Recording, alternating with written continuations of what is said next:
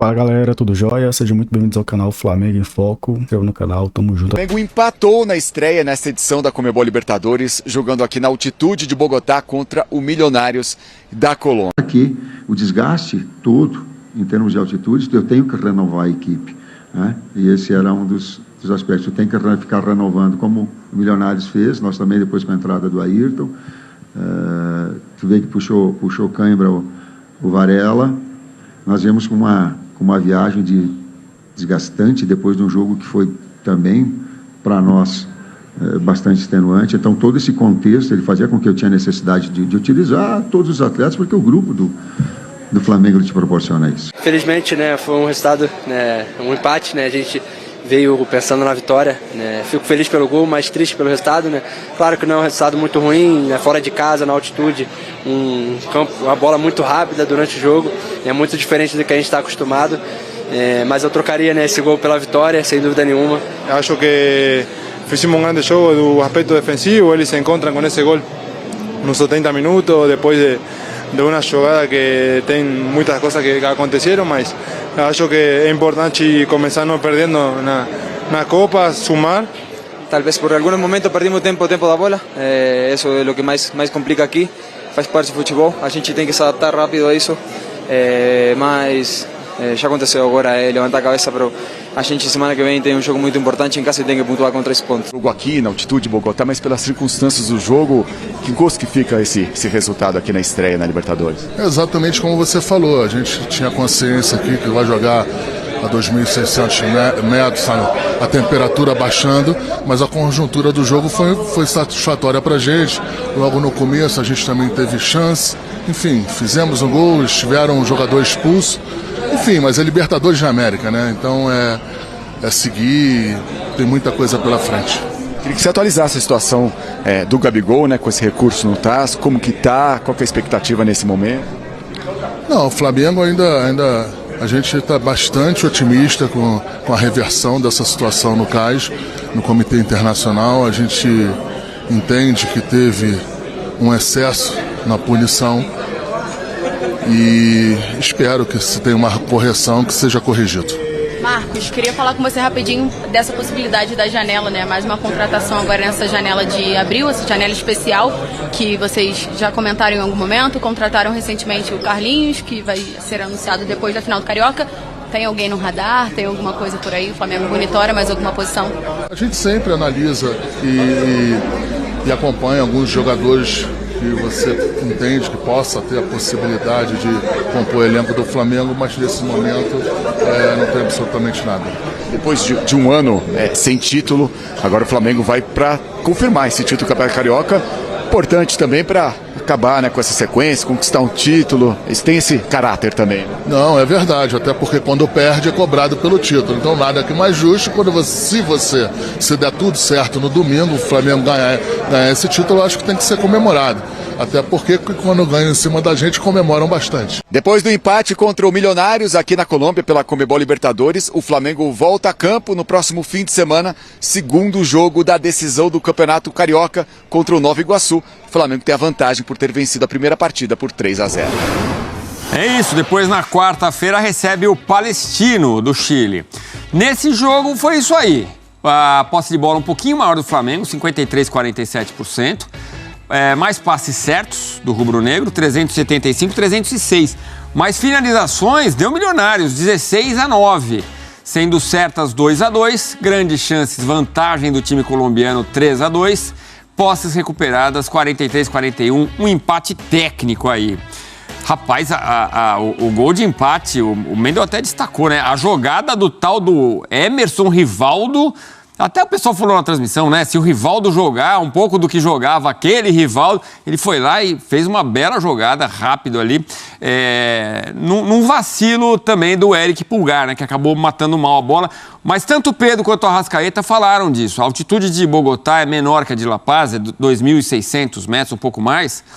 Mas a bola já pega uma velocidade diferente. O jogador realmente fica mais cansado.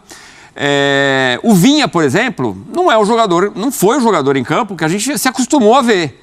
Então, para alguns jogadores, a altitude pesa muito. Tendo isso em consideração, até o que o Tite falou de que 9 jogadores não estavam em plenas condições, a ausência do De La Cruz, que é um cara que faz muita falta. Com tudo isso na mesa, Elton, o Flamengo decepcionou nessa estreia? Eu acho que poderia ter jogado um pouco mais e eu imagino também que o próprio Flamengo esperava um pouco mais pela preparação para esse jogo.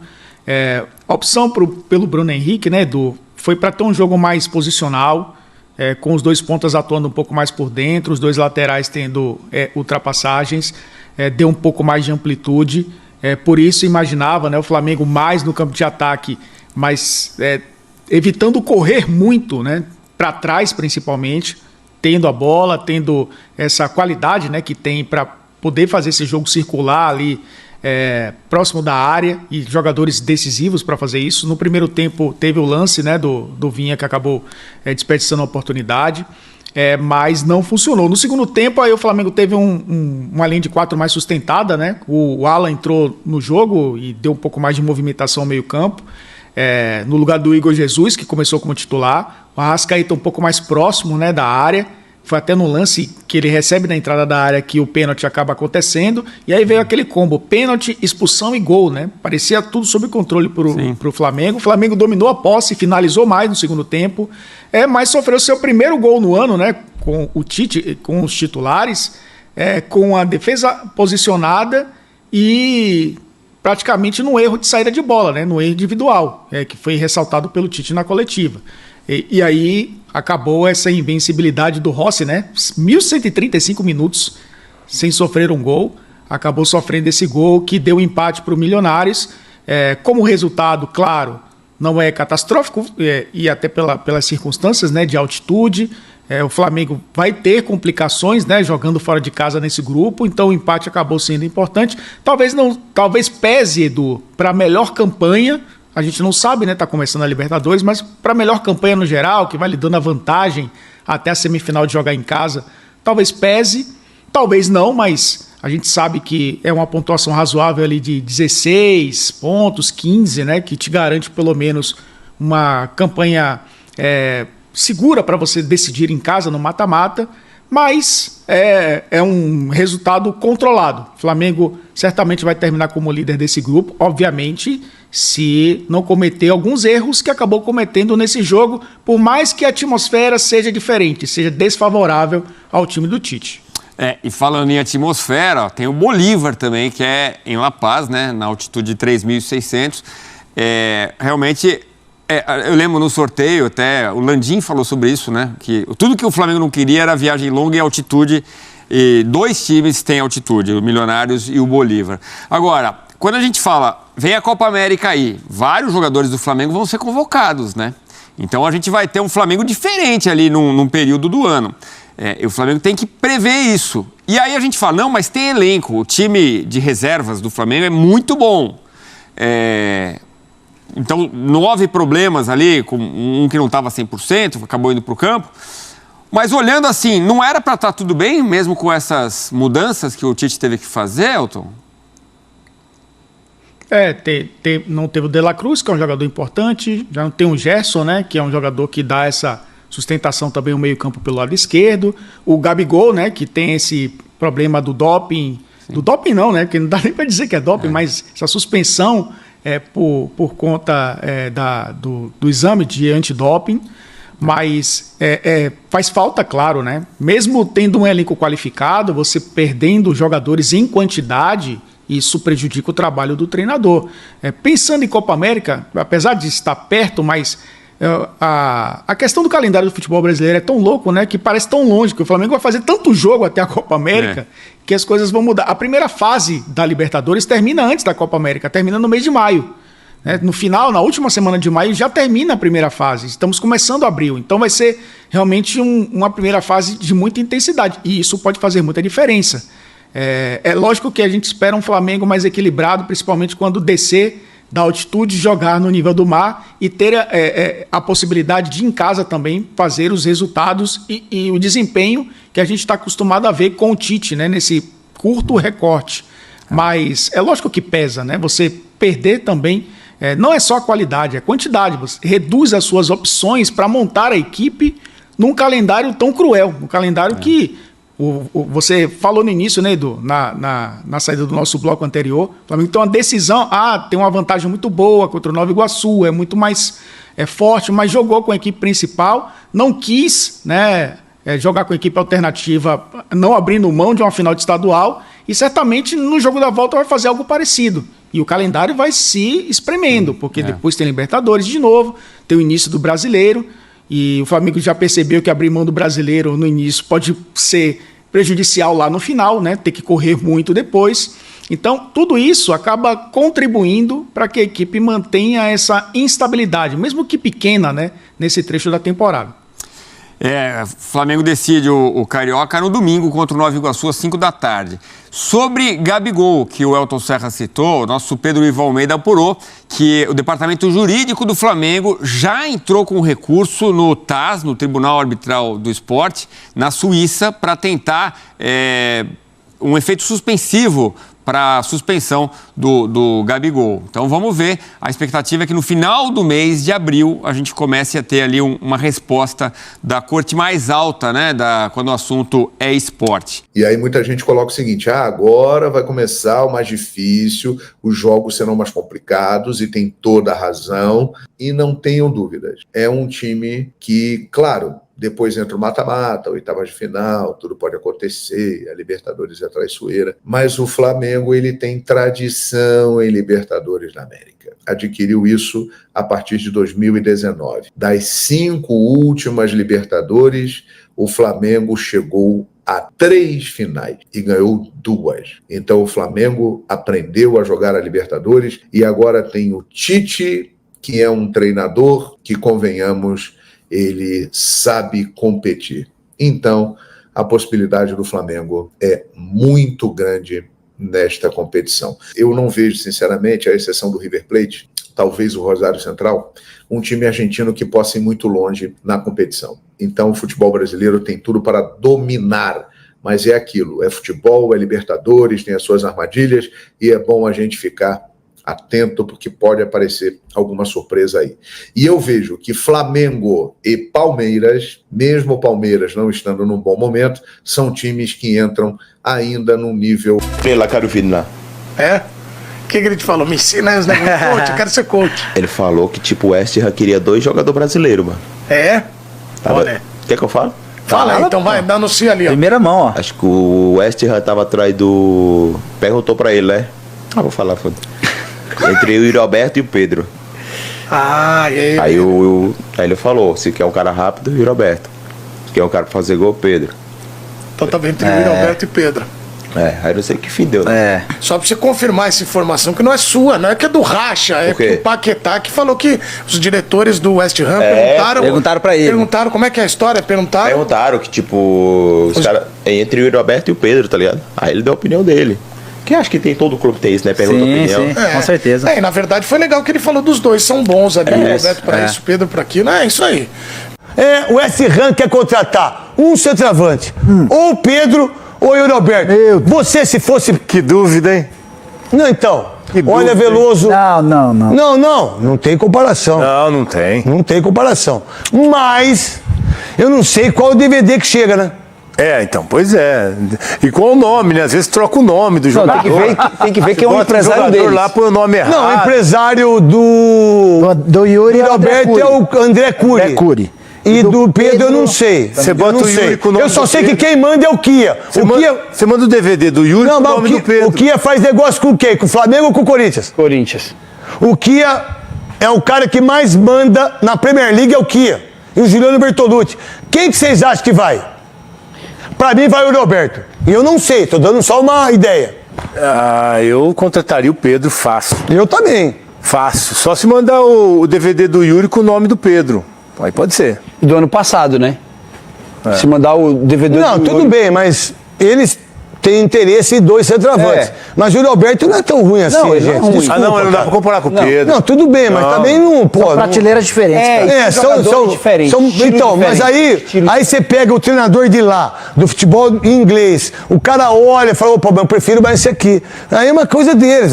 Eu também contrataria o Pedro. O Muniz, o próprio Muniz que saiu do Flamengo Fazendo hoje, gol pra caramba. fazendo gol pra caramba. Quem sabe que ele era bom?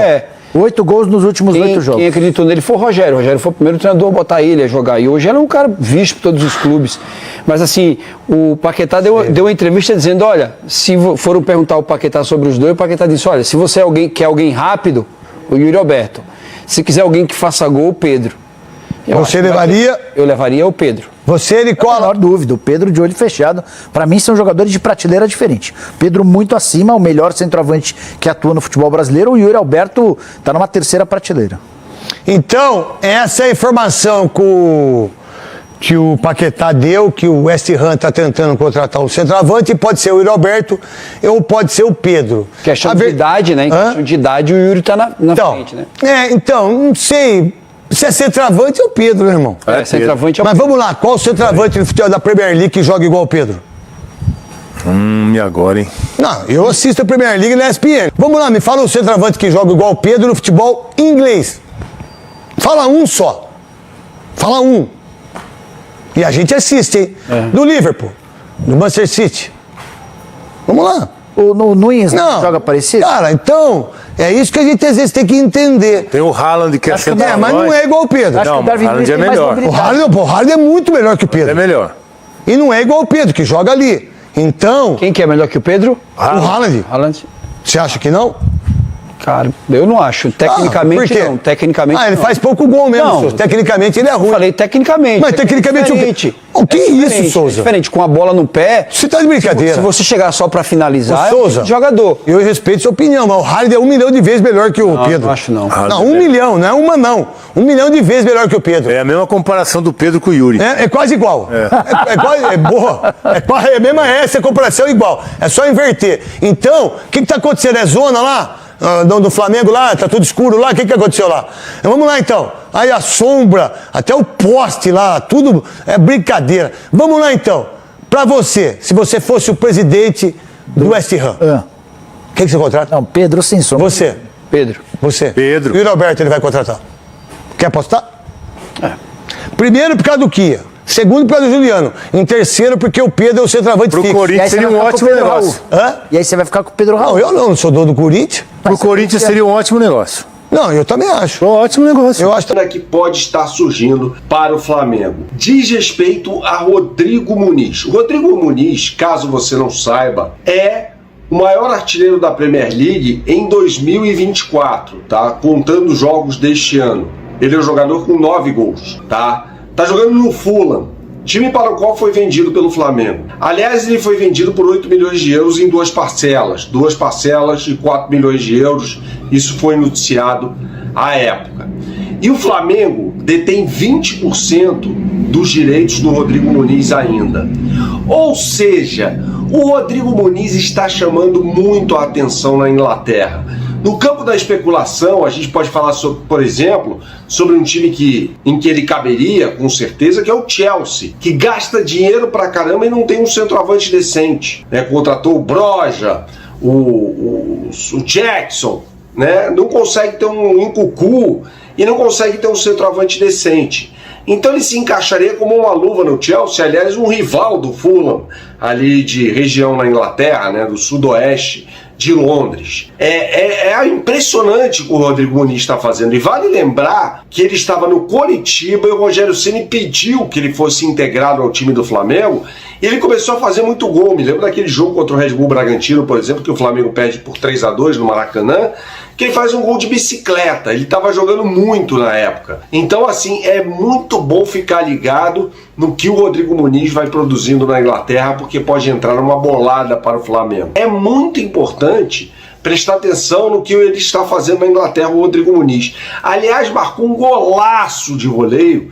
No empate foi um resultado decepcionante do Fulham com o Sheffield United, né, que é o lanterna do campeonato inglês, um empate por 3-3 neste final de semana, mas ele tá jogando muito, cara, ele tá jogando muito. Então eu acho muito pouco provável que o Fulham vá segurar o Rodrigo Muniz na janela de verão na Europa, a janela de meio de ano. E aí a gente tem que olhar para os principais clubes da Inglaterra, né? O Manchester City tem lá o Haaland. O Arsenal está precisando de um centroavante, né? O Gabriel Jesus, contra o Manchester City, por exemplo, jogou como secretário do Kivior, que é o lateral esquerdo, né? Ele não jogou como centroavante. O centroavante hoje do Arsenal nem centroavante é o Kai Havertz, tá? O Liverpool tem lá o Darwin Núñez, né, que tá jogando bem e tal. O Tottenham precisa de centroavante, né? O Richarlison, centroavante do Tottenham, depois da saída do Harry Kane. O Richarlison que está num processo de recuperação ainda de uma lesão, não sei porquê, aliás, foi convocado para a seleção brasileira. É um cara legal, tal, aquela coisa toda, tem a história do pombo, mas não me parece ser um jogador para a seleção brasileira. Vamos lá, falando ainda dos times do chamado Big Six. Chelsea tá precisando de centroavante, tá? Manchester United tem lá o Højlund, mas que não é um centroavante ideal para o Manchester United, que por sinal também vai passar por uma grande reformulação no meio do ano. Tá com um novo dono, pelo menos o dono do futebol, Sir Jim Ratcliffe, que é o segundo homem mais rico da Grã-Bretanha. E deve levar o João Gomes. A gente já falou sobre isso, é o outro negócio da China para o Flamengo, porque o João Gomes pode render 10% da negociação. Se for uma negociação de 40 milhões de libras, como foi dito pelo Daily Mirror, né? Um jornal inglês, o Flamengo recebe 10% disso, 4 milhões de libras. É muito dinheiro. Ainda tem a história do mecanismo de solidariedade da FIFA, né? Imagine receber 20% de uma negociação do Rodrigo Muniz, por exemplo, por 50 milhões de libras. Dá 10 milhões de libras, mais de 60 milhões de reais. É muita coisa. Aí você vai perguntar assim, pô, Bernardo, por que então o Flamengo não fez isso, por exemplo, com o Vinícius Júnior, com o Renier, quando vendeu esses jogadores para o Real Madrid? É diferente, gente. O Real Madrid é um clube que é o topo da cadeia, tá? Então, quando você negocia um jogador com o Real Madrid, você não negocia o jogador pensando numa venda futura, porque o Real Madrid não vai negociar o jogador, é muito difícil que isso aconteça. O Renier vive sendo emprestado, está no Frosinone da Itália, aliás, marcou um gol, quebrou o jejum dele de gols numa partida contra o Genoa nesse fim de semana pelo Campeonato Italiano, a briga contra o rebaixamento e tal. Então, assim, o Real Madrid não vendeu o Renier ainda. E o Real Madrid não vai vender o Vinícius Júnior. Agora, você vende para um clube como o Wolverhampton, que é a equipe do João Gomes, para o Fulham, que é o time do Rodrigo Muniz. A gente está falando de times de terceira prateleira na Inglaterra. E aí, esses clubes precisam ganhar dinheiro também. Então eles vêm aqui, contratam um jogador, como foi o caso do Fulham, pagando 8 milhões de euros, mas deixando 20% dos direitos federativos do atleta com o Flamengo. E aí, o Flamengo pode faturar bastante na negociação do jogador no futuro, que eu acho que vai acontecer. Eu acho que não passa do meio do ano. A gente pode ter uma excelente notícia para o Flamengo. O deliberativo do Flamengo aprovou o acordo do banco BRB com o Fla para a marca do banco ser estampada na propriedade omoplata do uniforme. Detalhes do contrato: 2 anos de contrato, começando em abril, indo até março de 2026, 50 milhões de reais no total por esse contrato, ou seja, 50 milhões de reais por 2 anos, por 24 meses, e o pagamento do BRB ao Flamengo, nesses 50 milhões de reais, será em 8 parcelas de 6 milhões e 250 mil reais.